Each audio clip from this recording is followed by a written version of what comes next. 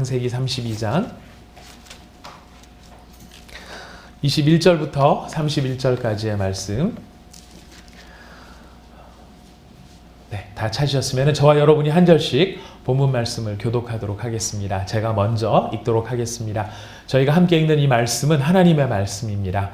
그 예물은 그에 앞서 보내고 그는 무리 가운데서 밤을 지내다가 밤에 일어나 두 아내와 두 여종과 11 아들을 인도하여 야복 나루를 건널세 그들을 인도하여 시내를 건너가게 하며 그의 소유도 건너가게 하고 야곱은 홀로 남았더니 어떤 사람이 날이 새도록 야곱과 씨름하다가 자기가 야곱을 이기지 못함을 보고 그가 야곱의 허벅지 관절을 치매 야곱의 허벅지 관절이 그 사람과 씨름할 때에 어긋났더라.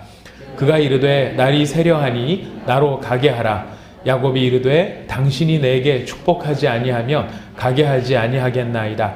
그 사람이 그에게 이르되 내 이름이 무엇이냐? 그가 이르되 야곱이니이다.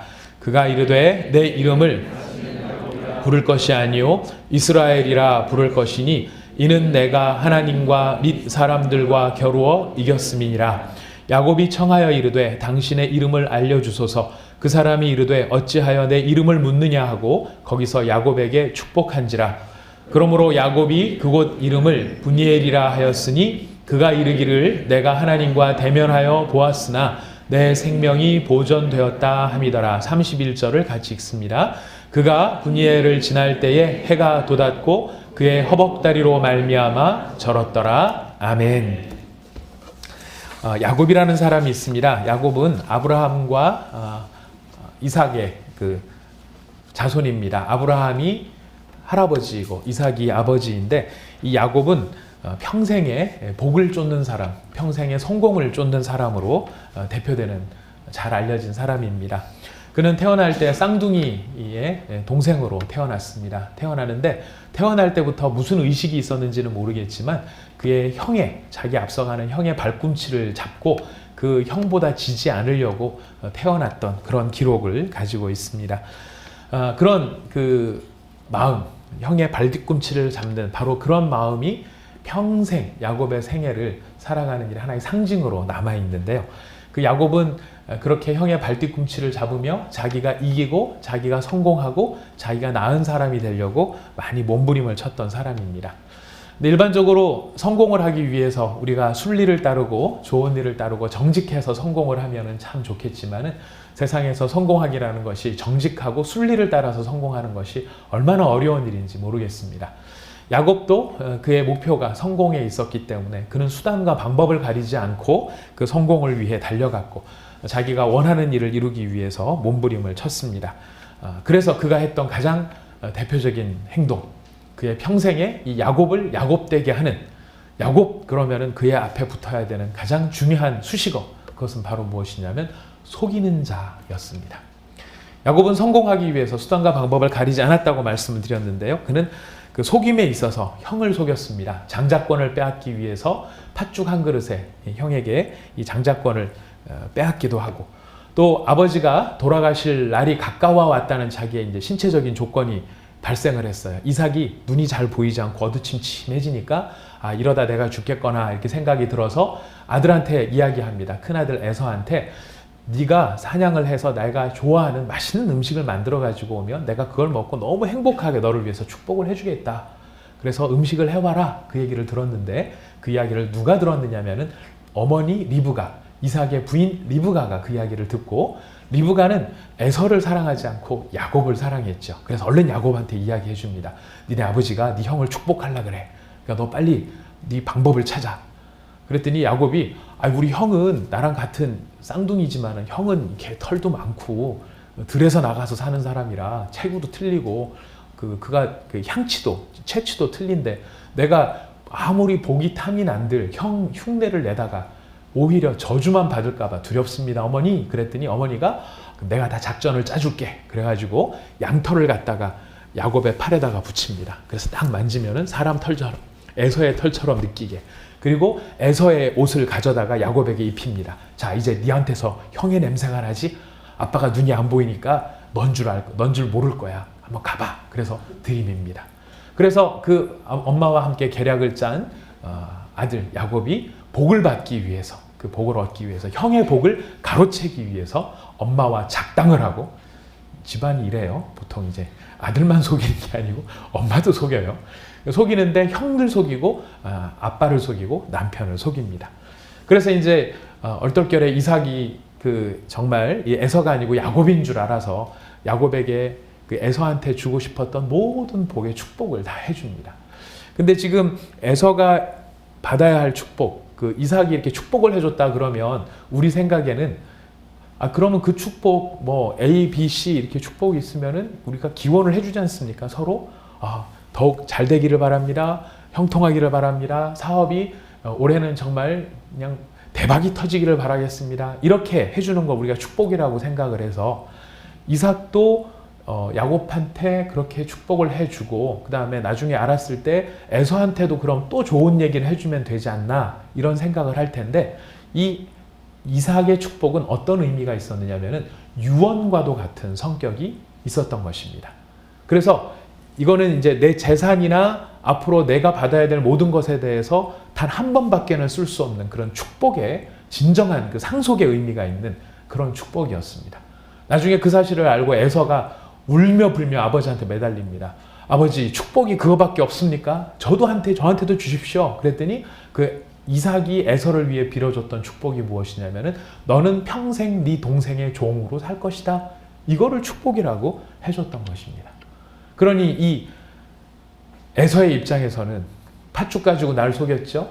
또 엄마랑 짜가지고 자기 흉내 내가지고 자기가 받아야 될 모든 재산을 동생이 가로챈 거나 다름이 없는 상황이 돼버린 거예요. 오늘날도 유명한 대기업들마다 작년도 엘모 그룹 얼마나 시끄러웠습니까? 예. 또 에스모 그룹 이런 데도 막 여러 가지 우리가 아는 여러 이야기들을 보면은 형과 동생 사이에 결국 의분이 나고 가족이 갈라지는 것은 이 재산을 누가 더 많이 갖느냐 하는 문제 때문에 그랬는데 그 원조가 여기에 있었습니다. 바로 이렇게 형을 속인 것 때문에 그 형이 너무나 분노가 나서 죽이려고 하자 그 어머니가 얼른 동생을 빼서 안전한 곳으로 보내려고 합니다. 거기가 어디냐면 자기 친정이었어요. 그래서 친정집 자기 동생, 오빠였는지 동생이었는지 라반에게로 보내게 됩니다. 자, 이제 삼촌네 집으로 갔습니다. 꽤 멀리 떨어진 집으로 간 거예요. 그래서 그 삼촌네 집에 가서 이 야곱은 일가를 이루게 됩니다. 여러분 잘 아시는 분들이 많이 계실 텐데 제가 이렇게 긴 설명을 드리는 이유는 지금 태어나서 처음 야곱이라는 이름을 듣는 분도 계시기 때문에 분위기, 상황을 좀 아셔야 돼가지고 설명을 조금 드리는 것입니다. 야곱이 삼촌 라반의 집에 가서 재산을 이루고 일가족을 이루는데 얼마나 많은 가족들을 갖게 됐냐면은 부인을 4명을 얻었습니다. 그리고 그 4명의 부인을 통해서 11명의 자녀를 갖게 되었습니다. 그리고 수많은 재산이 생겼는데 얼마나 재산이 많아졌느냐면 그 사촌들이, 삼촌의 아들이니까 사촌이겠죠. 그 사촌들이 저 자식이 우리 아버지를 사기를 쳐가지고 다 빼먹었어. 이렇게 들고 일어날 만큼 굉장히 많은 재산을 가지게 되었다는 것입니다. 근데 야곱이 그 많은 재산을 가질 때 순탄하게 가졌느냐? 야곱이 속이는 자라고 하였죠. 근데 그 속이는 자가 된 것이 그냥 유별나게 혼자서 속였던 것은 아닌 것 같아요. 이 집안 내력을 살펴보니까요. 집안 전체가 속고 속이는데 일가견이 있는 집안인 것 같아요. 이 야곱이 삼촌 라반을 만나가지고 자기가 왜 여기까지 오게 됐는지를 다 설명을 해야만 했습니다. 쭉 설명을 하면서 다 이야기를 한 것 같아요. 형이랑은 무슨 일이 있었고 아버지랑은 무슨 일이 있었고. 그러니까 그 삼촌 라반이 뭐라고 했는지 아십니까? 성경에 보니까 뭐라고 했냐면 너는 내 진짜 고륙이다. 이렇게 얘기를 합니다. 무슨 뜻일까요? 집안 전체가 속이는 일에는 이골이 나 있는 집안이었다는 거예요. 그래서 삼촌도 이 야곱을 또 속입니다. 어떻게 속이느냐면 이 아까 4명의 부인이 있었다고 했죠. 근데 원래는 야곱이 좋아했던 여자는 한 명밖에 없었어요. 라헬이라고 그 삼촌 라반의 2딸이 있었는데 그 2딸 중에 둘째 딸을 좋아한 거예요. 그러니까 삼촌이 이 둘째 딸 좋아하는 걸 알고 야 내가 결혼시켜 줄 테니까 네가 나를 위해서 일을 해라. 그랬더니 알겠습니다. 그리고 7년을 계약을 하고 일을 한 거예요. 그래서 야곱은 그 부인을 얻기 위해서 7년을 하루같이 아주 콧노래를 불러가면서 열심히 일을 했습니다. 그리고 마침내 장가 들어야 하는 그날 삼촌 라반은 야곱을 속였습니다. 둘째 딸을 집어넣은 게 아니고 첫째 딸을 집어넣은 겁니다. 첫날 밤을 치르고 났더니 야곱이 깨서 옆에 턱 보니 레아가 누워있는 거예요. 언니가 누워있는 거예요. 자기를 속인 것이죠. 삼촌한테 가서 어찌하여 나를 속였나이까? 그랬더니 삼촌은 오히려 명분이 있는 이야기를 합니다. 우리 동네는 말이야, 아무리 급해도 둘째가 먼저 가는 법은 없어. 첫째가 먼저 가야 되는 거야. 그래서 첫째를 집어넣었다고 이야기를 합니다. 야곱이 방방 뜨니까 삼촌이 이야기합니다. 그러면 내가 라헬도 줄 테니까 7년만 더 일을 해. 야곱이 라헬을 너무너무 사랑한 나머지 오케이 하고 도합 부인을 얻는데 14년의 시간을 보내게 됩니다. 그렇게 삼촌 라반이 부인을 얻는 일에 있어서 속였을 뿐만 아니라 야곱의 품삯을 정해주는데 10번이나 속입니다. 10번이나 내가 이만큼 줄게, 이만큼 줄게. 요즘 같으면은 무슨 알바 앱 같은 데다가 사장님과 알바생이 같이 계약서를 쓰면서 서로 속이지 않기로 약속을 하면 될 테지만은 이 당시에는 그런 계약서도 없었던 것 같습니다. 표준 계약서도 없이 그냥 구두로만 계약했는데 삼촌이 거듭 이 야곱을 속였던 것입니다. 자, 속이는 자 야곱이 속을 만큼 라반은 대단한 사람이었던 것 같습니다. 근데 그 라반도 또 속습니다. 누구한테 속느냐면 야곱이 가장 사랑했던 부인 누구였다고요? 라헬이었어요.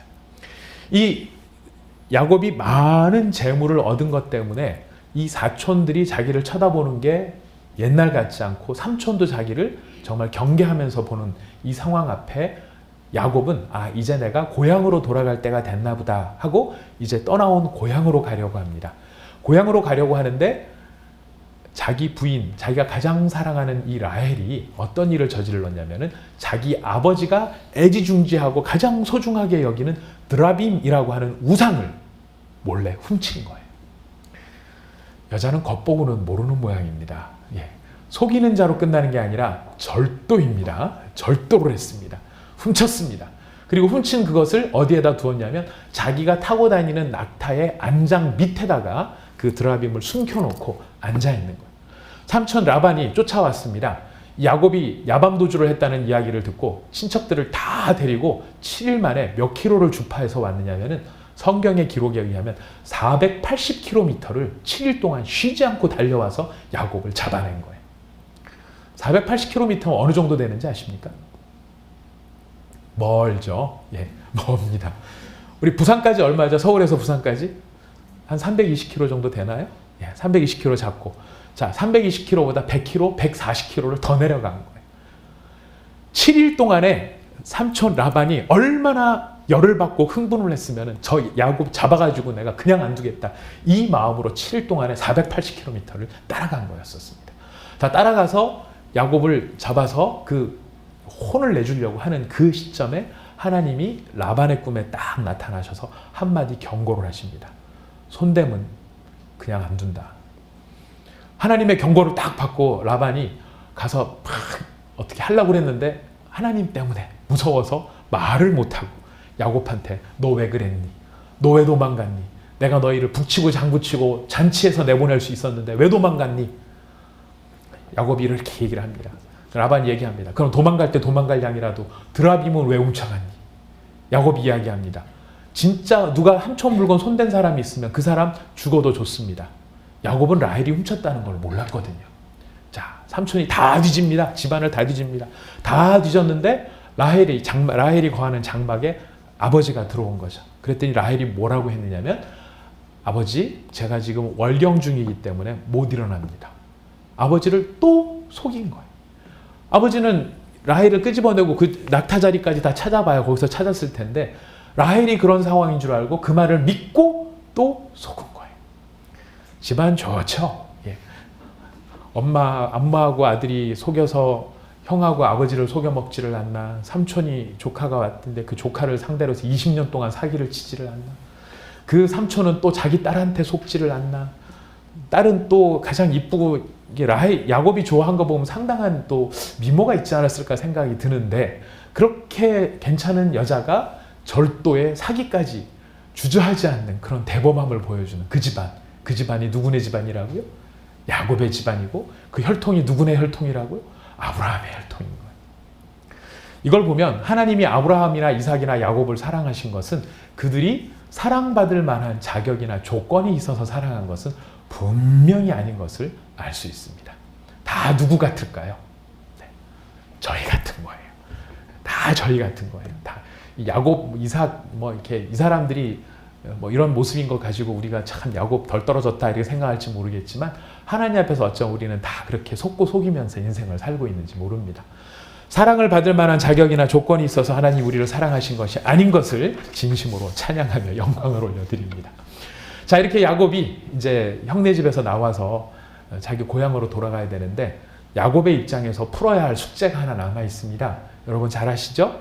야곱이 왜 도망갔죠? 형을 속였기 때문에 도망간 거예요. 형은 분노가 여전히 남아 있습니다. 그 분노가 가득 찬 형을 어떻게 달랠 것인가? 야곱은 고향으로 돌아가면서 사람을 먼저 보냈습니다. 에서한테 사람을 보내서 뭐라고 얘기했느냐면 당신의 종 야곱이 이제 고향으로 돌아오고 있습니다. 이렇게 얘기를 하라고 했어요. 당신의 동생이 고향으로 돌아오고 있습니다. 이렇게 말한 게 아니고 당신의 종 야곱이 돌아오고 있습니다. 형한테 굉장히 몸을 탁 낮춰서 간 거예요. 자, 그러니까 그 보고를 들은 에서가 그래 그럼 내가 동생을 맞으러 가마. 그리고 출발을 했는데 야곱이 보낸 사자들이 와서 보고를 합니다. 형이 혼자 오지 않고 400명을 이끌고 오고 있습니다. 자, 야곱의 심정은 어땠을까요? 400명? 자기를 환대해주러 퍼레이드를 하기 위해서 행진대가 오는 걸까요? 아니죠. 야곱의 입장에서는 형이 나에 대한 원망과 나에 대한 분노를 아직도 식히지 않고 나를 때려잡으려고 오는구나.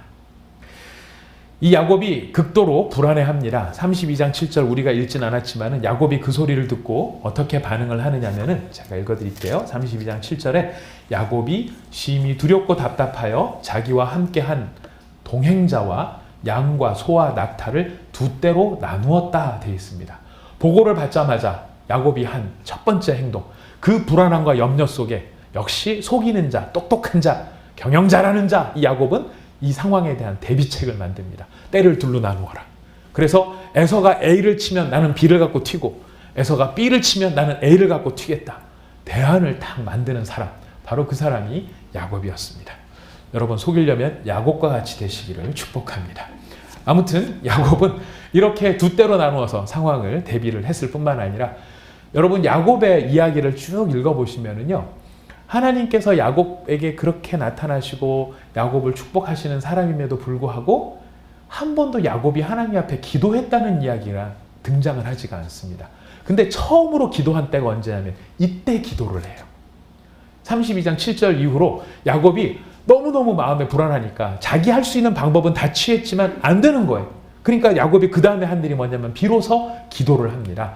기도를 했는데 그 기도에 여러 내용이 많지만 핵심은 하나예요. 하나님, 저를 에서에게서 건져주세요. 에서가 와서 저를 죽일까 두렵습니다. 저 겁납니다. 이게 야곱이 했던 첫 번째 기도였습니다. 자, 기도만 하고 끝나느냐? 아니에요. 야곱은 기도하고 실행할 줄 아는 사람이었습니다. 저보다 훨씬 나아요. 저는 기도만 하고 끝날 때가 많은데 야곱은 기도하고 실행을 했습니다. 하나님 앞에 이렇게 기도했으니까 그 기도한 내용에 따라서 좀 더 대비를 해야 되겠다. 그래서 무엇을 준비를 하느냐면은 형한테 보낼 예물을 준비를 하였습니다. 자, 형을 달래기 위한 예물을 준비했는데 그 예물이 얼마나 되는지 아세요? 암염소 200마리, 순염소 20마리, 암양 200마리, 순양 20마리, 낙타 30마리와 그 새끼들, 암소 40마리, 황소 10마리, 암낙이 20마리, 그 새끼 10마리. 여러분 제가 이렇게 말씀드리니까 그냥 많이 줬나 보다 이 정도만 생각이 되시는데요. 제가 이 말씀을 준비를 하면서 이게 도대체 얼마나 되는 분량일까 감이 안 오는 거예요. 많이 줬나 보다 이 정도만 갖고 지금 느낌 갖고는 안 되겠고 찾아봤어요. 그랬더니 1998년도에 정주영 회장이 살아계실 때 소떼를 몰고 방북을 한 사건이 있었습니다. 그때 방북할 때 소를 몇 마리 가져갔는지 혹시 아십니까? 방북했다는 것만 아시죠? 몇 마리를 가져갔냐면 2번에 걸쳐서 소를 가져갔는데 처음에 500마리, 두 번째 갈 때 501마리, 도합 2번에 걸쳐서 1001마리의 소를 가져다 준 거예요. 1001마리 소를 가져다 주고 김정일이 그 정주영 회장을 만나러 보통 때 같으면은 등장하지도 않는 아주 핵심적인 인사가 일부러 정주영 회장을 그 북한에 있는 백화초대소인가 거기로 찾아간 그 사건까지 기록이 되어 있어요. 소 1000마리면은 김정일도 만날 수 있었어요. 자, 근데 지금 이 야곱은 형을 달래기 위해서 다시 한번 읽어드릴까요? 암염소 200마리, 순염소 20마리, 암양 200마리, 순양 20마리, 낙타 30마리, 암소 40마리, 황소 10마리, 암나귀 20마리, 그 새끼 10마리. 개인한테 주는 이 어마어마한 선물들을 보내는데 그냥 보낸 게 아니라 이것도 역시 방법을 써서 보냈습니다. 때를 4개로 나누어서 차례차례 가게 합니다. 그래서 에서가 그 선물을 받을 때마다 이게 웬 선물이냐, 이게 무엇이냐. 그러니까 야곱이 다 이야기를 해줍니다. 형님한테 드리는 저의 작은 정성이에요. 이렇게 보내는 것입니다. 그러니까 처음에 에서가 막 만약에 야곱의 생각이죠. 처음에 막 분노가 됐다 하더라도 이 자식이 나한테 선물을 보냈네. 좀 지나니까 또 하나가 오는 거예요. 이건 뭐냐? 형님한테 드리는 선물이에요. 얘가 그래도 좀 이게 바깥에 좀 살더니 애가 좀 정신을 차리기 시작하나? 3번째로 선물을 딱 받으면 어떻겠습니까? 신경을 많이 쓰고 있군. 4번째 선물을 받으면 그래 한번 좀 봐주자 이런 마음이 들도록 그의 마음을 부드럽게 하기 위해서 최선의 노력을 다한 것입니다. 자, 이 정도 했으면은 야곱 입장에서는 다 했을 텐데 그가 이런 노력을 다 기울였음에도 불구하고 여전히 야곱의 마음에는 그 불안함이 사라지지 않았던 것 같습니다. 그래서 그 밤에 예물까지 다 보내고 난 그 밤에 야곱이 무슨 일을 하느냐면 우리 성경을 한번 다시 본문 말씀, 여러분이 읽었던 본문 말씀입니다. 21절과 22절, 23절 같이 한번 읽어보실까요? 시작! 그 예물은 그에 앞서 보내고 그는 무리 가운데서 밤을 지내다가 밤에 일어나 2 아내와 2 여종과 11 아들을 인도하여 야복나루를 건널세 그들을 인도하여 시내를 건너가게 하며 그의 소유도 건너가게 하고. 여러분, 소떼, 양떼, 자기 가족들을 강을 건너야 되는 입장이라면 여러분 같으면 낮에 건너겠습니까? 밤에 건너겠습니까? 당연히 낮에 건너야죠. 왜? 위험하니까. 물의 깊이가 어떻게 되는지도 모르고 아무리 양쪽에서 불을 밝히고 있다 하더라도 밤에 강을 건넌다는 것은 굉장히 위험한 일입니다. 그러나 그 굉장히 위험한 일을 야곱이 하고 있습니다. 왜 할까요? 이유는 하나였습니다. 잠이 안 와서요. 잠이 안 오는 거예요. 그냥 잠이 안 오는 게 아니고 마음의 염려와 걱정과 불안 때문에 그가 잠을 이룰 수가 없었던 거예요. 잠 못 이루는 그 밤에 자기 혼자 못 자는 게 아니라 다 두들겨 깨우는 겁니다. 다 일어나. 건너가. 빨리 건너가. 그렇게 해서라도 그 시간을 형을 맞출 준비를 하면서 그 시간을 보내려고 하는 그 야곱 다 보냅니다. 다 보내고 난 다음에 이제 혼자 남아있는 거예요. 혼자 남아있는 야곱 무슨 생각을 하였을까요? 부인도 필요 없고 새끼도 필요 없고 인생 혼자 왔다 혼자 살아가는 그게 인생이지. 나는 혼자 버려진 존재. 이제 형한테 내일 만나면 내일 죽을지 이제 언제 죽을지 모르는 이 인생. 내가 이때까지 살아온 삶은 무엇일까? 이런 것을 반추하면서 그는 철저히 홀로 버려진 자처럼 홀로인 자처럼 혼자 있는 사람인 듯 그 밤을 맞이하게 되었던 것입니다. 자, 야곱이 인생의 가장 어려운 순간, 속고 속이는 위기의 여러 상황들을 지내오는 그 순간, 그 상황들을 넘어온 야곱이 자기의 삶 속에서 처음으로 하나님의 이름을 부르며 기도할 수밖에 없는 그 위기의 순간, 그 순간 가운데 자기가 혼자인 줄 알았는데 아주 재미난 일이 한 가지 벌어졌습니다. 우리 24절 말씀 같이 한번 읽어보겠습니다. 시작! 야곱은 홀로 남았더니 어떤 사람이 날이 새도록 야곱과 씨름하다가. 오늘 우리가 생각해 볼 말씀이 뭐냐면은 어떤 사람이 날이 새도록 야곱과 씨름했다. 이 이야기를 저희가 생각해 보려고 합니다. 여러분, 여기 보면 이 어떤 사람이 누굴까요? 우리 성경을 아시는 분들은 이미 이 어떤 사람이라는 게 천사라고 하는 것으로 기억을 할 것입니다. 이 어떤 사람은 정확히 누구였느냐면요, 야곱이 나중에 이야기합니다. 30절 말씀에 뭐라고 얘기하느냐면, 그러므로 야곱이 그곳 이름을 브니엘이라 하였으니 그가 이르기를 내가 하나님과 대면하여 보았으나 내 생명이 보존되었다. 이렇게 이야기를 합니다. 내가 하나님을 대면해 보았는데 내가 안 죽었다. 이렇게 이야기를 합니다. 그렇다면 그가 만난 사람, 그 어떤 사람은 누구였을까요? 바로 하나님이신 거죠. 지금 하나님이, 자, 여기 지금 어떤 사람 대신에 하나님을 집어넣어서 읽어보면 이렇게 됩니다. 하나님이 날이 새도록 야곱과 씨름하였다라고 되어 있습니다. 여기서 우리가 그냥 여상히 넘어갈 수 있는데 이 표현 가운데 나타나지 않은 표현 때문에 우리는 사실 한 가지 재미있는 일을 발견하게 됩니다.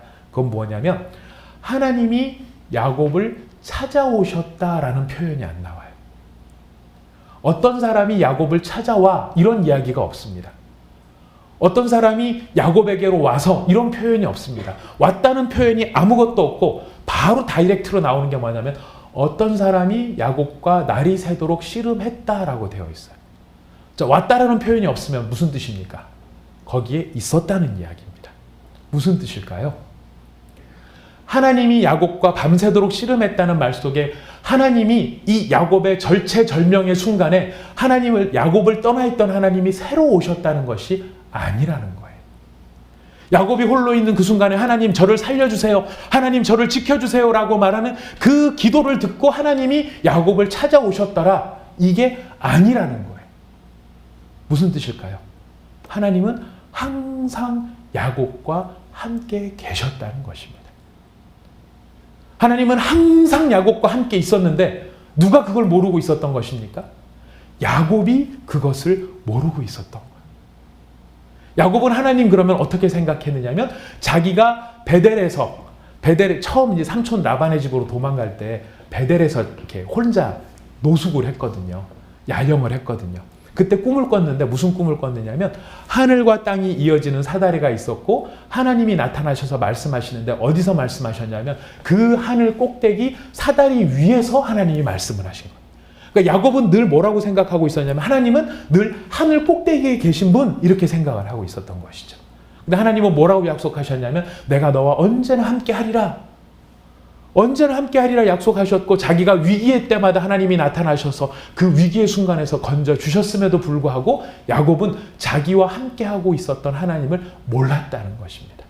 그럼 언제 깨달았느냐? 언제 하나님이 나와 함께하고 있었다는 것을 깨달았느냐면 자기 인생의 가장 외롭고 모든 것을 다 잃어버릴 수밖에 없는 그 위기의 순간, 내가 쌓아올린 모든 것이 하루아침에 물거품이 되고 모든 것이 다 아무것도 아닌 것이 되어버릴 바로 그 위기의 순간에 닥쳤을 때 비로소 야곱의 눈이 열린 야곱의 눈으로 누구를 확인할 수 있었냐면 자기와 함께 하시는 그 하나님을 보게 되었다는 것입니다. 하나님이 야곱과 씨름을 하셨습니다. 씨름했다는 게 무슨 뜻일까요? 씨름은 우리나라 씨름을 하려고 해도 서로 맞잡아야 됩니다. 우리나라 씨름이랑 가장 비슷한 씨름이 터키식 씨름이라고 하죠. 아마 세상은 넓다 뭐 이런 거 보신 분들은 보셨을 것입니다. 터키식 씨름은 이 가죽 바지를 입고 온몸에다가 이렇게 올리브유를 바르고 둘이서 서로 맞붙어서 이렇게 씨름을 하는 것입니다. 레슬링에 가깝습니다. 올리브유를 발랐으니 얼마나 미끄럽겠어요. 그 미끌미끌한 그 안 잡히려는 사람들을 잡아서 제압하고 하는 것이 터키식 씨름입니다. 현대로 말하면 레슬링과 같은 것이죠. 지금 야곱이 지금 하나님하고 씨름을 했다라고 했을 때 바로 그런 씨름을 했다라는 의미입니다. 이게 어떤 의미일까요? 저는 이 말씀을 들으면서 너무너무 사실 개인적으로는 큰 은혜가 되었습니다. 왜 은혜가 되었냐면 하나님은 멀리 저 위에 계신 하나님이 아니라 지금 야곱에게 나타나신 하나님은 스킨십을 하시는 하나님이세요. 야곱을 붙잡고 도망가려는 야곱을 꼭 붙잡아가지고 못 도망가게 만들고 몸으로 비틀고 싸우고 밀쳐내고 안 엎어지려고 하고 하는 그런 내가 피부로 느끼고 그냥 손으로 느끼는 정도가 아니라 온 몸으로 하나님을 체험하게 하고 느끼게 하는 것. 바로 이것이 하나님과 씨름하는 모습, 씨름하였다라는 말 속에 담겨 있는 것입니다. 우리가 인생을 살아갈 때 여러분께서 하나님을 찾으시는 때가 언제십니까? 여러분이 인생이 편안하고 인생이 즐겁고 아무 걱정과 근심이 없을 때 하나님을 찾는 사람은 한 사람도 제가 눈을 씻고 봐도 만난 적이 없습니다. 제가 인생을 그렇게 많이 사는 것은 아닙니다. 제가 기껏 살아봐야 이제 50을 살았습니다. 제가 어떻게 여러분들한테 보일지 모르지만 이제 해가 지나면서 저도 50의 반열에 들어가게 되었습니다. 축하해 주십시오. 제가 감사합니다. 제가 만 27살에 그 신학대학원을 들어가서 지금까지 23년 정도가 되는 것이죠. 목회를 하면서 수많은 사람들을 만나고 수많은 간증을 들었는데 그 모든 간증의 공통점은 뭐냐면은 저는 고생 쎄 빠지게 하고 주를 만난 나이다. 이것이 사람들의 간증의 고백이었었어요. 우리 가운데도 편안할 때 성경 읽는 사람이 없습니다. 주로 어디서 성경 읽는지 아십니까? 입원하면 성경을 읽어요. 입원하면. 침대에 누워서. 네. 할 일도 없기 때문에 물론 그런 것도 있겠지만 입원하면 성경을 읽기 시작합니다. 여러분들 우리 젊은이들도 여기 많이 계시지만 우리 젊은이들 하나님 기도 열심히 하긴 해요. 정말 기도하지만 정말 내가 목숨 내걸고 간절한 마음으로 기도한다. 언제 기도하는 때인 줄 아십니까? 내가 사랑하는 그 사람이 나한테 안 넘어올 때 우리는 기도를 하는 거예요. 주여 홀가닥 넘어오게 해주시옵소서. 주여 저 사람을 주옵소서. 이럴 때 우리는 기도를 하더라는 거예요. 여기 연배 드신 중년에 계신 분들도 계십니다. 언제 기도하십니까? 남편 사업 망하기 바로 직전에 기도가 시작이 되기 시작하는 겁니다. 주여 살려주시옵소서. 건져주시옵소서. 이런 기도가 나오더라는 거예요. 우리는 그런 기도를 막 할 때 어떤 마음이 드냐면 내가 기도는 하긴 하지만 하나님이 멀리 계신 것 같은 그런 느낌이 들 때가 참 많더라는 거예요. 내가 하나님 찾고 하나님 기도하긴 하지만 하나님이 정말 나한테 너무 멀리 계신 것 같은 그 순간. 그러나 그 순간을 넘어가면서 우리가 깨닫게 되는 것이 무엇이고 우리가 경험하게 되는 것이 무엇입니까? 하나님은 내가 세상에 철저히 버려져서 의지할 바도 없고 내가 소망 둘 곳이 없는 바로 그때에 하나님은 나를 찾아오셨어요. 이런 고백들을 하지 않습니까? 근데 하나님이 그때 찾아오신 게 아니라요. 하나님은 이미 우리와 함께 하셨지만 비로소 그때 우리의 눈이 열려 나와 함께 하시는 하나님을 발견하게 되더라는 것입니다. 야곱이 하나님과 이런 씨름을 하면서 또 한 가지 경험을 합니다. 참 재미있는 표현인데요. 이 씨름을 하는 동안에 어떤 사람이신 하나님이 야곱하고 씨름을 하는데 아무리 싸워도 야곱을 이기지 못할 것 같아요. 그러니까 하나님이 수를 쓰십니다. 여러분 복싱을 할 때 가장 금지되어 있는 반칙이 뭔지 아시죠? 복싱을 할 때는 상체를 때려야 됩니다. 얼굴부터 시작해서 배꼽 위까지의 상체만을 때릴 수 있게 되어 있습니다. 복싱에서 가장 나쁜 벌칙은 뭐냐면은 벨트 아래를 때리는 거예요. 그건 당장 실격이에요. 씨름을 함에 있어서도 그냥 오리지널 몸만 붙들고 씨름을 해야 되는데 어떤 사람이신 하나님이 굉장히 치사한 듯한 작전을 피십니다. 어떤 작전을 피십니까? 그 허벅지 관절을 때리신 거예요. 이게 얼마나 심하게 때리셨냐면 그냥 딱 때려서 아야 이 정도가 아니고 씨름이 끝난 그 다음 날까지도 그리고 어쩌면 야곱의 평생에 다리를 절어야 할 만큼 아주 심각하게 그의 허벅지 관절을 때렸다는 거예요. 아니 하나님이신데 여러분들은 치사하게 안 느껴지시는 모양이신데요. 이거를 가지고 이제 하나님께서 왜 허벅지 관절을 때렸느냐에 대해 이 허벅지 관절을 때렸다는 게 무슨 의미인지에 대해서 성경학자들이 여러 해석이 있습니다. 가장 보편적인 해석은 뭐냐면은 야곱이 직장이 뭐예요? 야곱의 직업이 뭐죠? 모르고 들으셨나요? 앞에 지금 제가 다 암염소, 순염소, 암양, 순양, 낙타, 암소, 황소, 암나기 뭐 하는 사람인 것 같습니까? 목자예요, 목자. 목자가 양을 치려면은 그가 가진 그의 직업 가장 중요한 게 뭡니까? 건강한 몸이에요. 목자가 양을 잘 치고 소를 잘 치려면 자기 팔다리가 튼튼해야 돼요. 잘 돌아다녀야 됩니다. 근데 지금 그의 허벅지를 쳐서 그를 절게 만들었다. 뭐를 뺏었다는 이야기입니까? 야곱이 자기의 생업을 유지하는 데 있어서 그가 의지할 만한 가장 중요한 수단을 하나님께서는 무너뜨리셨다는 거예요. 사업하는 사업에 사업을 망하게 한 거고요. 시험 준비하는 학생들의 시험을 불합격시켜버리신 거예요. 사람이 의지하고 있던 건강을 확 꺾어버리신 것이 무엇이냐면 바로 그의 허벅지 관절을 쳤다라는 거예요. 야곱이 가장 자신만만했던 바로 그 부분을 꺾으심으로 야곱을 겸손하게 만드신 하나님, 이런 해석이 하나가 있습니다. 전 굉장히 은혜로운 해석이고 가치 있는 해석이라고 생각됩니다. 그러나 또 한 가지 이런 해석도 있습니다. 어떤 해석이 있냐면요. 이 허벅지 관절을 퍽 쳤어요. 그래서 막 다리를 절어야 될 만큼 씨름하는 사람, 막 힘주고 있는 사람, 하체에 힘주고 있는 사람, 하체를 딱 힘을 쳐서 엎어뜨렸어요. 그럼 이 사람이 어떻게 되겠습니까? 쓰러지겠죠. 쓰러지는데 어느 쪽으로 쓰러지느냐면은 맞잡고 있는 사람 품으로 쓰러지는 거예요. 무슨 뜻이냐면 하나님께서 야곱의 허벅지 관절을 치게 하심으로 야곱이 하나님의 품으로 쓰러질 수밖에 없도록 만드셨다. 하나님께 잡히지 않고 하나님 손아귀에 들어오지 않고, 우리가 이걸 이해하려면 씨름을 표현하는 이 한 가지 중요한 게 좀 어구를 좀 보셔야 되는데요. 여기 보시면 어떤 사람이 날이 새도록 야곱과 씨름하다가 라는 장면이 나와요. 어떤 사람이 날이 새도록 야곱과 씨름하다가. 이 말이 왜 강조가 되느냐면 이 말이 아니라는 거예요. 야곱이 날이 새도록 어떤 사람과 씨름하다가가 아니라는 거예요. 우리는 많은 경우에 오해할 때 야곱이 하나님과 씨름했다고 생각해요. 야곱이 하나님을 붙잡고 씨름해서 자기가 얻고 싶은 복을 얻어낼 때까지 끝까지 매어 달려갖고 포기하지 않으니까 하나님이 마침내 그에게 복을 주시더라, 이렇게 이해를 하는데, 지금 성경은 정확하게 표현합니다. 주어가 누구냐면 어떤 사람이 주어인 거예요. 하나님이 주어인 거예요.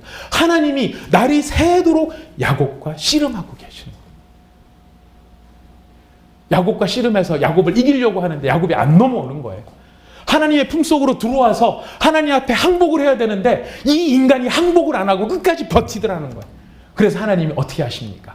그의 허벅지 관절을 치심으로 그가 쓰러질 수밖에 없도록 하고, 그의 쓰러짐을 통하여 하나님 품에 안길 수밖에 없도록 하나님께서 그를 안으셨다는 거예요. 물론 씨름을 하려면 양자 간에 같이 씨름을 해야 됩니다. 야곱도 씨름을 했을 것입니다. 야곱이 하고자 했던 씨름이 무엇입니까? 야곱이 원했던 씨름, 그가 평생에 두고 하나님을 설득하고 하나님 앞에 매어 달려서 하나님 요거 주십시오, 하나님을 이기고 싶어 했던 게 뭐냐면 자기가 복받는 일이었어요. 자기가 성공하는 일이었어요. 형의 발뒤꿈치를 쥐고 나올 만큼 정말 간절하게 성공을 추구했던 그 야곱. 야곱이 얼마나 즐기냐면 마지막까지 이 어떤 사람이 가야 되는데 안 내보내주는 거예요. 안 보내주는 거예요. 이 사람 얘기합니다. 네 소원이 뭐냐? 그랬더니 야곱이 뭐라고 합니까?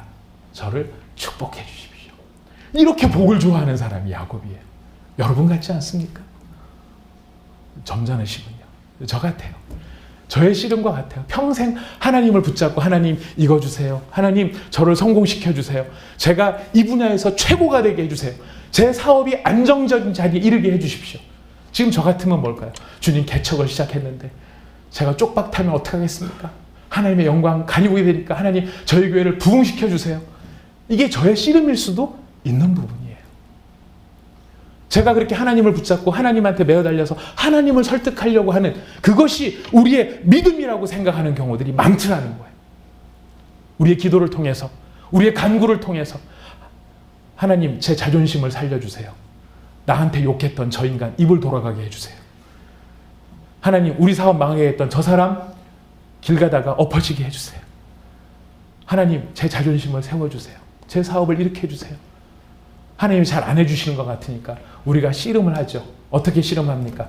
주여 굴물이일까? 주여 잠을 자지 않으리이까? 주님 제가 한번 화끈하게 쏠 테니까 헌금 많이 할 테니까. 우리 이런 방법으로 하나님을 설득해서 하나님을 이겨서 내가 원하는 것을 얻고 싶어 해요.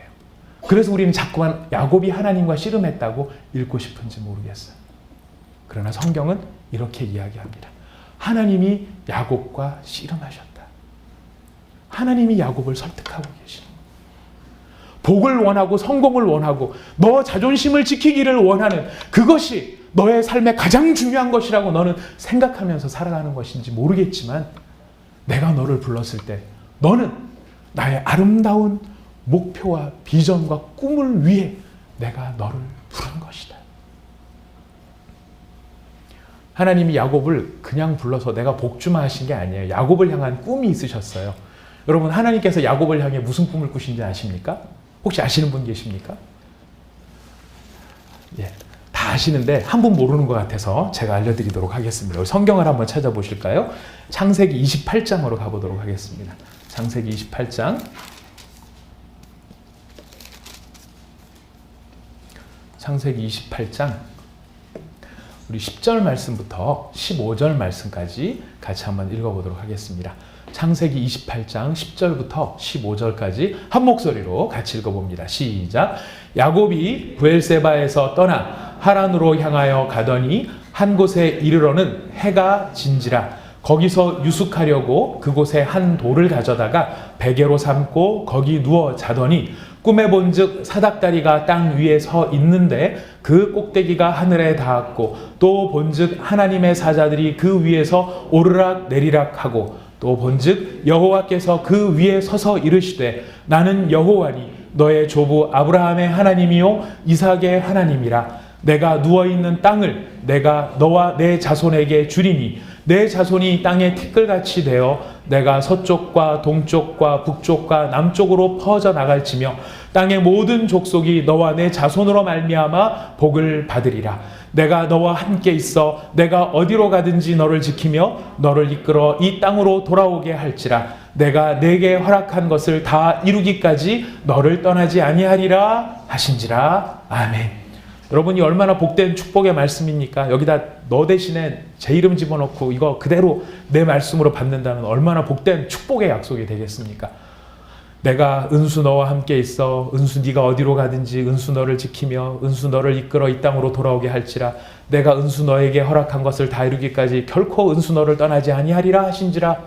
여러분 저가 이 말씀을 만약에 꿈속에서 이 말씀을 들었다고 하면은요 저 아마 하늘을 날아다닐 것입니다. 왜? 하나님이 나와 이렇게 함께 하시겠다고 약속하셨으니까요. 근데 이것만 기억을 하고 있으면 안 되고요. 뭘 기억해야 되느냐면 그 앞에 너무 중요한 말이 있어요. 그게 뭐냐면은 땅의 모든 족속이 너와 내 자손으로 말미암아 복을 받게 될 것이다. 하나님이 우리를 부르셔서 우리로 하여금 하나님의 사람이 되게 하신 것은 우리의 성공, 우리의 복, 내가 누리기를 원하는 것들을 하나님의 힘을 빌어서 이루게 하셔서 우리의 자존심을 세워주시려고 우리를 부르신 그 정도로 우리를 부르신 것이 아니라는 거예요. 하나님이 우리를 부르신 것. 하나님 여러분을 부르신 것. 하나님이 여러분을 부르신 이유가 어디에 있느냐면 여러분으로 말미암아 땅의 모든 족속이 복을 얻게 하시기 위하여 여러분을 부르셨다는 거예요. 우리는 우리 한 사람, 나 하나 성공하자고 부름받은 사람이 아니라 나로 말미암아 수많은 사람들이 성공하도록, 성공할 수밖에 없도록, 복을 받을 수밖에 없도록 부름받은 존재가 바로 우리라는 거예요. 근데 우리의 관심은 어디 있나요? 하나님, 그거는 됐고요. 복은 다른 사람 복 받아요. 나 혼자 복 받으면 돼요, 주님. 일단 저한테 주세요. 그래서 우리는 열심히 그 복을 얻어내기 위해 씨름하는 것, 그 하나님을 설득해내는 것을 신앙이라고 생각합니다만 오늘 본문 말씀은 우리에게 가르칩니다. 참된 믿음이란 무엇인가? 참된 신앙이란 무엇인가?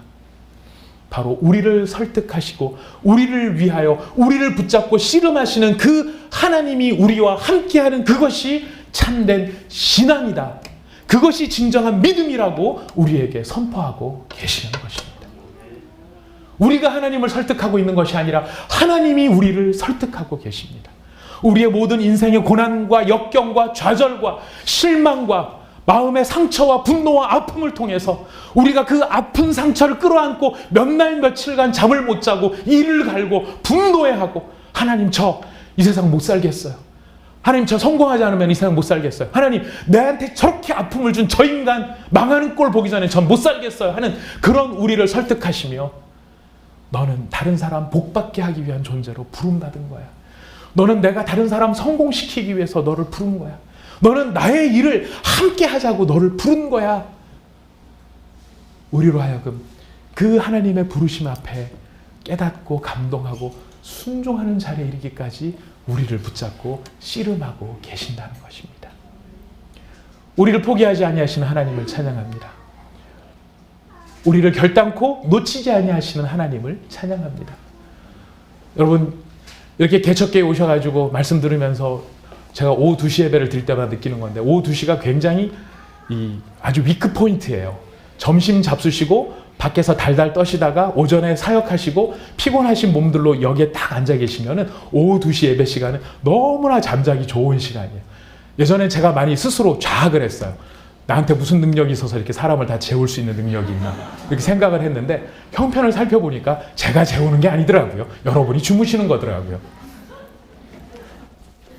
제가 그런 모습을 막 볼 때마다 하나님, 저는 아닌가 봐요. 저한테 좀 뭔가 좀 화끈한 능력을 좀 한 방 주세요. 저도 불을 받아라 이러면 사람들이 팍팍팍 쓰러지고, 나을지어다 그러면 사람들이 쫙 낫고, 제가 막 기도해주면 태문이 팍팍 열리고, 주께서 여러분들에게 재물을 주십니다 딱 그러면 다음날 막 돈이 확확 들어오고, 막 이런, 주님 이런 영권을 갖고 있으면 사람들이 저를 얼마나 제대로, 야 우리 목사님 굉장히 영빨이 있으셔, 저 교회로 나가야 돼, 이런 말씀을 들으면 얼마나 좋을까요 하나님.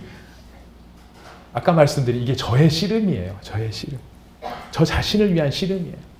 하나님의 목적에 관심이 없는 씨름인 거예요. 그런 하나님 어떻게 하고 계십니까? 네 씨름 말고, 네 싸움 말고, 내가 너를 그것 때문에 부른 것이 아니고, 내가 너를 부른 것은 모든 민족으로 복을 주기 위한 나의 마음 가운데 너를 데려오기 위함이다. 우리의 믿음은, 우리의 믿음의 성장은, 우리가 바라봐야 할 믿음의 자리는 하나님의 마음을 깨달아가는 데 있는 것이고, 그 하나님의 뜻을 깨달아가는 데 있는 것이고, 그 하나님의 뜻을 즐거워하는 가운데에 우리의 믿음의 자라남이 있는 것입니다. 느끼는 대로 다 말씀하지 마십시오. 생각나는 대로 다 이야기하지 마십시오. 하나님의 뜻을 생각하고, 하나님의 마음을 생각하고, 하나님이 가지신 그 마음을 헤아리며 여러분의 마음을 이제는 거기에 맞춰가는 훈련들을 행하셔야 하시는 것입니다. 그 밤에 하나님께서 야곱에게 놀라운 복을 허락하십니다. 야곱한테 네가 이겼다 얘기해 주십니다. 가야 되는데 안 내보내주니까 내가 너를 축복하겠다. 뭘 원하냐? 제가 축복을 받기를 원합니다. 그래, 이제부터 네가 이스라엘이다. 네 이름을 야곱이라고 하지 않고 이스라엘이라고 해주겠다. 이게 무슨 뜻일까요? 이스라엘이라는 말은 네가 사람과 하나님과 겨루어 이겼다라는 말입니다. 그래, 너 이겼어. 네가 이긴 걸로 할게. 자, 야곱이 이겨서 이긴 걸까요? 아니요. 거기에는 무슨 뜻이 있냐면 하나님이 져주신 거예요. 자기 사랑하는 이 야곱을 세우기 위해서 하나님이 져주셨어요. 이 져주신 것을 야곱이 어떻게 알았습니까? 우리가 읽은 본문 말씀, 아까 32장 마지막 절 말씀에 보면은, 제가 읽어드릴게요. 32장에 자, 멀티를 해도 이제 안 보이기 시작을 합니다. 다초점 렌즈를 하고 지금 바라보는데도 눈이 침침해서 잘 안 보이기 시작합니다. 자, 30절 말씀에 이렇게 이야기합니다. 그러므로 야곱이 그곳 이름을 브니엘이라 하였으니 그가 이르기를 내가 하나님과 대면하여 보았으나 내 생명이 보존되었다 함이더라. 하나님은 야곱의 생명을 취할 수도 있는 분이셨어요. 야곱을 죽이지 않으셨어요.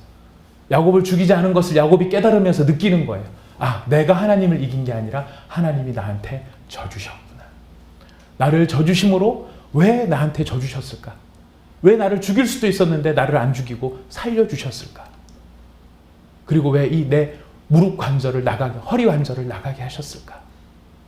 그걸 통해 하나님의 마음을 더 깨닫게 하고 그 하나님의 품에 안기게 하심으로 하나님이 나와 함께하고 있다는 그것을 확신케 하시는구나.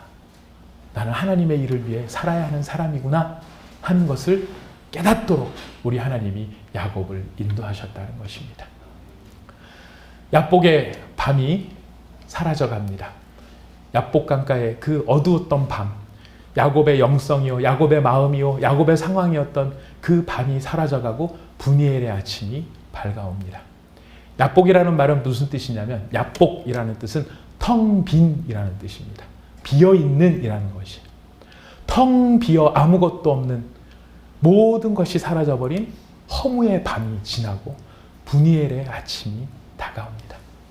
여호와의 얼굴, 이게 브니엘입니다. 텅 빈 자리가 변해 여호와의 얼굴로 가득 차 있는, 밤이 변하여 아침이 되어지는 바로 그 자리, 그것이 야곱이 경험한 야복의 밤이었던 것입니다. 사랑하는 형제자매 여러분, 우리 하나님께서 여러분의 어려움과 고난과 여러분의 환난과 좌절을 통하여 주님이 다가오십니다. 그리고 여러분의 가장 자신만만했던 부분들을 하나님께서 건드리시며 여러분을 어쩌면은 좌절의 나락처럼, 실망의 나락처럼, 하나님 저 이거 없으면 죽어요라고 말할 그런 부분들을 하나님이 치실지도 모릅니다. 그러나 그 일을 통해 하나님이 확증하시는 건 뭐냐면은, 너는 그것에 의존해서 사는 사람이 아니라 내가 안아서, 내가 안고서 내 품에서 살려주는 것이 너다 하는 것을 깨닫게 해 주십니다. 인생의 어려운 시절을 지나가는 여러분, 여러분의 약복의 밤이 변하여 분해일의 아침을 맞이하는 축복이 있으시기를 부탁드립니다. 하나님과 여러분이 하나님을 대하여 하나님을 설득하려는 씨름이 아니라 여러분을 붙잡고 씨름하시는 그 하나님의 씨름에, 여러분을 위하여 져주시는 그 하나님의 사랑에, 그리고 그 져주심에 담겨있는 하나님의 마음을 깨닫기를 원하시는 그 하나님의 간절하심, 그것이 여러분의 생애에 깨달아지고 또 깨달아지고 또 깨달아져서 여러분의 입술이 축복의 입술이 되기를 원하고, 여러분의 입술이 다른 사람을 복주는 입술이 되기를 원하고, 내 감정에 느낀 모든 부정적인 것들로 다른 사람을 분란을 일으키고 싸움을 일으키고 사람을 힘들게 하는 인생이 아니라 하나님의 마음을 아는 자로서 안아주는 인생, 복을 주는 인생, 그를 세우는 인생, 그를 위하여 져주는 인생, 그로 말미암아 여러분을 통하여 다른 사람이 복을 받는 그런 축복의 통로가 되실 수 있기를 부탁드리겠습니다. 이 시간 우리 함께 잠시 같이 기도하도록 하겠습니다.